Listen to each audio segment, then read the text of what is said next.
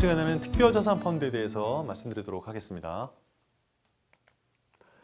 네, 자본시장법상 특별자산펀드는 유가증권에 투자하는 증권집합투자기구와 그리고 부동산에 투자하는 부동산 집합투자기구를 제외한 모든 자산에 투자하는 게 사실 특별자산 펀드이기 때문에 활용적인 측면이나 투자 대상의 다양성 이런 측면으로 봤을 때는 투자자분들께서 향후에 많이 관심을 가지고 투자를 하시게 되는 영역이다라는 생각이 들고요. 일단 법상으로는 전체 자산의 50%를 초과해서 유가증권이나 부동산 제외한 나머지 특별자산에 투자하는 펀드를 특별자산 펀드로 구분을 하고 있습니다. 자, 특별자산이라고 말씀을 드리니까 좀 약간 생소한 감이 있으시죠? 그래서 좀 더 구체적으로 설명을 드리도록 할 텐데요. 특별자산은 뭐 말씀드린 것처럼 특별이라는 이름은 붙어 있지만 유가증권이나 부동산을 제외한 모든 자산을 얘기하기 때문에 하단에 열거하고 있는 것처럼 뭐 원자재 또는 수익권, 뭐 금전, 채권, 그리고 다수의 증권, 유가증권 펀드에서 투자하지 않는 증권도 모두 해당합니다.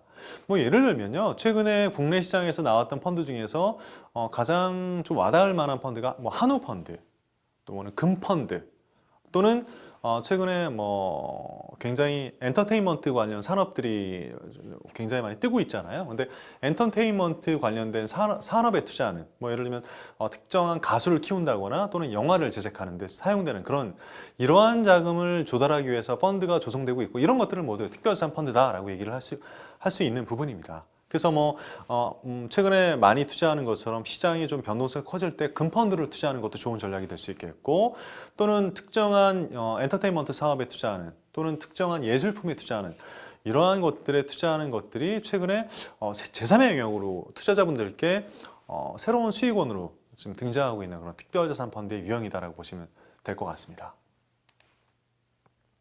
자, 특별자산 펀드의 투자 방식에 따라서 몇 가지의 특별자산 펀드의 종류에 대한 설명을 드릴 텐데요. 자, 첫 번째, 직접 투자형이 있을 수 있겠습니다. 직접 투자형은요, 금이나 또는 구리와 같은 이러한 자산을 직접 취득하는 방식이 되겠죠.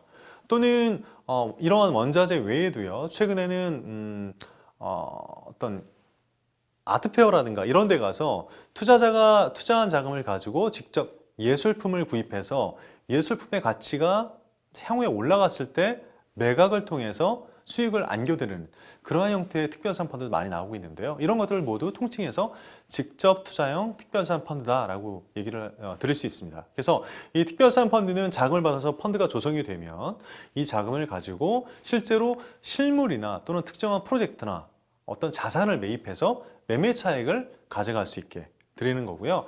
하단에 예가 나와 있듯이 뭐 유전 펀드, 한우 펀드 또는 뭐 아트 펀드도 일종의 예가 될 수 있겠고요. 예술품 펀드 이런 것들을 다 통칭해서 직접 투자형 펀드다라고 말씀을 드릴 수 있겠습니다. 자, 두 번째는 좀 더 투자 방식을 용이하게 가져가기 위해서 이 파생 상품에 투자하는 방식을 가져갈 수 있는 게 이제 또 하나의 특별자산 펀드고요. 이 자금을 받아서 이 파생 상품 거래소에 상장이 되어 있는 뭐 예를 들면 원유 관련된 파생 상품이라든가 또는 뭐 구리와 관련된 이런 파생 상품 지수에 투자하는 방식이 바로 이제 이 파생 상품형 특별자산 펀드입니다. 주로 원자재에 투자하는 그런 방식으로 많이 활용이 되고 있는데요. 실제로 내가 돈을 원자재에 투자하고 싶다라고 하더라도요, 직접 구리를 산다든가 또는 원유를 산다든가 이렇게 하기 상당히 어려움이 있잖아요. 그래서 이러한 파생상품형 특별자산 펀드 형태로 만들어진 펀드에 내가 자금을 투자해서 실제로 원자재 가격이 올라갔을 때 같이 따라서 가격이 상승하는 이런 파생 상품에 투자함으로써 실제 원자재에 직접 투자하는 효과와 동일한 효과를 가져가는 방식이 이제 이 파생 상품형 특별자산 펀드다라고 말씀을 드릴 수 있겠습니다. 자, 세 번째는 특수목적회사형 또는 시행사형이라고 말씀드릴 수 있는 특별자산 펀드인데요. 어떠한 특정한 프로젝트, 뭐 예를 들면 인프라를 구축한다든가 또는 SOC를 구축하는 그런 특별한 프로젝트에 내가 자금을 투자할 수 있도록 만들어진 펀드가 바로 이제 이 시행사형 또는 SPC형 특수 목적 회사라고 우리나라 말로 표현을 할 수 있겠는데요. 이러한 형태의 특별자산 펀드라고 말씀을 드릴 수 있겠습니다. 이 특별자산 펀드는요, 내가 투자를 하게 되면 이 특수 목적 회사의 주식을 또는 채권을 취득하는 형태가 되고요. 이 특수 목적 회사 또는 시행사라고 불리는 이 시행사가 실제로 이 프로젝트와 관련된 여러 가지 권한을 가지고 실제로 이 프로젝트를 수행하게 됩니다. 따라서 이 프로젝트가 성공적으로 이루어지게 되면 이 시행사의 주식 가격이 상승하거나 또는 채권의 가치가 상승하면서 실제로 내가 취득한 주식이나 채권의 가치가 동시에 상승하는 그런 효과를 가져가게 되는 그런 효과를 누릴 수 있는 방식이고요. 따라서 이러한 형태가 사실은 개인 투자자들이 접근하기 쉽진 않지만 주로 기관 투자가들이 최근에 조금 장기적인 투자 수단으로서 많이 활용하고 있는 것들이 바로 이제 이런 시행사형 또는 특수목적 회사형 특별자산 펀드다, 이렇게 설명을 드릴 수 있겠습니다. 주로 SOC 또는 인프라 펀드에 주로 많이 활용이 되는 방식이다라고 설명을 드릴 수 있습니다. 자, 네 번째 유형으로는 대출 채권형 특별자산 펀드가 있을 수 있겠고요. 이 대출 채권형 특별자산 펀드는 투자자로부터 자금을 받아서 어떠한 특별한 프로젝트에 소요되는 자금을 대출해주는 이러한 목적으로 투자 자산이 쓰이게 되는 형태입니다. 그리고 이 대출된 이 자금이 이러한 프로젝트를 수행하는데 실제로 대출의 형태로 나가고 이 프로젝트에서 발생한 수익, 중간중간에 대출 이자를 수취하는 형태를 받아서 이 대출 이자를 투자자한테 다시 되돌리는 그런 수익으로 가져갈 수 있는 그런 형태라고 보시면 될 것 같고요. 이러한 것들 역시 최근에 뭐 대출 채권 또는 금융기관의 브릿지론 이러한 다양한 형태의 활용이 되면서 주로 규모가 큰 형태의 어떤 프로젝트, 뭐 예를 들면 SOC를 구축한다든가 또는 도로를 만든다든가 뭐 태양광 관련된 시설을 짓는다든가 이런 다양한 형태의 인프라 구축 프로젝트에 많이 활용이 되고 있기 때문에 개인들이 좀 접근하기엔 좀 어렵지만 주로 이제 기관 투자가라든가 법인 형태의 투자자들이 많이 활용을 하고 있는 형태의 대출 채권형 특별자산 펀드라고 생각을 하시면 좋을 것 같습니다. 자, 개인들이 좀 더 쉽게 접근할 수 있는 형태의 특별자산 펀드에 대해서 좀 더 구체적으로 좀 살펴보도록 할 텐데요. 첫 번째로 가장 쉽게 주위에서 우리가 접할 수 있는 게 바로 이제 원자재 펀드 형태입니다. 이 원자재 펀드 실제로 최근과 같이 뭐 예를 들면 뭐 중동의 어떤 사태가 좀 국지전이 발생한다든가 어떤 원유가 감산된다든가 또는 특정한 원자재가 어떤 기후에 따라서 좀 생산이 감소된다든가 이런 경우가 발생을 하면 원자재 가격이 당연히 상승하는 그런 추세를 보이는 게 일반적인 형태이기 때문에 사실은 개인 투자자분들이 관심을 많이 가지고 있음에도 불구하고 실제로 내가 원자재에 투자할 수 있는 방법이 많지 않기 때문에 투자를 못하는 경우가 있는데요. 이러한 특별자산 펀드를 활용하게 되면 실제로 원자재 가격이 상승했을 때 내가 수익을 그대로 가져갈 수 있는 효과가 있습니다.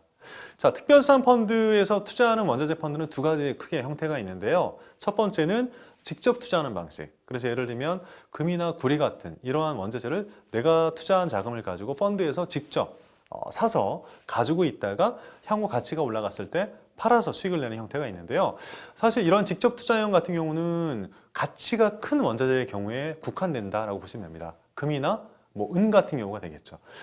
왜 그러냐면요. 실제로 내가 석유 가격이 올라갈 거다라고 생각해서 펀드를 투자를 했을 때 이 펀드에서 석유를 직접 사가지고 만약에 보유를 한다고 하면은 보관 비용, 운반 비용 이런 것들이 굉장히 크겠죠. 따라서 이런 것들이 투자 수익에서 결국 일정 부분 수익을 반감시키는 요인으로 작용할 수 있기 때문에 실제로 굉장히 가치가 크고 따라서 적은 보유를 하더라도 실제로 많은 가치를 저장할 수 있는 그런 가치가 큰 금이나 다이아몬드 같은 이런 것들에 국한된다고 보시면 될 것 같고요. 대부분의 투자 방식은 파생 상품형의 특별자산 펀드로 투자가 되고 있다고 보시면 됩니다. 그래서 뭐 예를 들면 해외의 시카고 선물거래소라든가 이러한 해외 다양한 그런 원자재 관련된 파생 상품 거래소에 상장되어 있는 그런 파생 상품에 주로 투자하고 있다라고 보시면 될 것 같고 현재 우리 개인들이 투자할 수 있는 다양한 유형의 원자재 펀드의 대부분이 이 파생 상품형으로 운영이 되고 있다 이렇게 생각을 하시면 됩니다. 자, 그리고 해외 자원 개발 펀드 역시 특별자산 펀드의 한 사례인데요.